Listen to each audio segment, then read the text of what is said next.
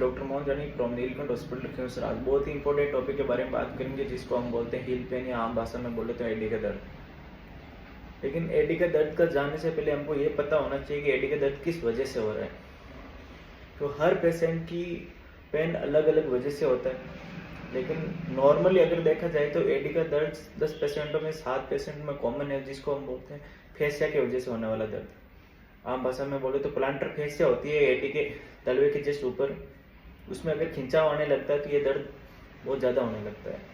Morning के time में ये दर्द इतना ज़्यादा होने लगता है कि पेशेंट को बेड से नीचे चलना फिरना भी बहुत ही क्रिटिकल हो जाता है। कुछ पेशेंट ऐसे भी आते हैं हमारे पास जो ये बोलते हैं कि हमने या हमारी फैमिली में पहले एक इंजेक्शन दिलवाया था, उससे दर्द रुक गया था, और कुछ टाइम बाद इंजेक्शन का असर कम होते ही इंजेक्शन वापस पेन शुरू हो गया।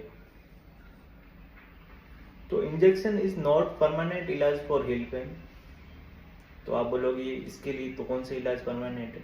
तो पेशेंट को पहले हमको ये देखना होता है कि पेशेंट में दर्द किस वजह से होता है। अगर वो पेशेंट आएगा, उसका एक्सरे करेंगे, मेनली उसका पता चलना जरूरी होता है कि एडी का दर्द हो किस वजह से है।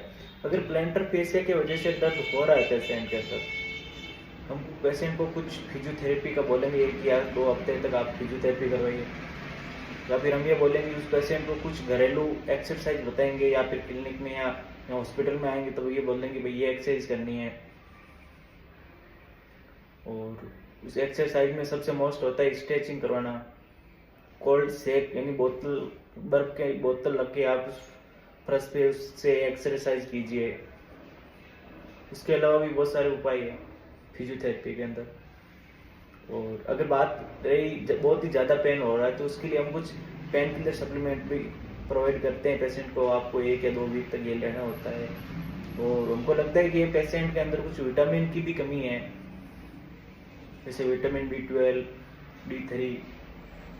तो अगर हमें लगता है कि पेशेंट को नीड देने की नीड है तो हम उसको वो सप्लीमेंट प्रोवाइड कराते हैं।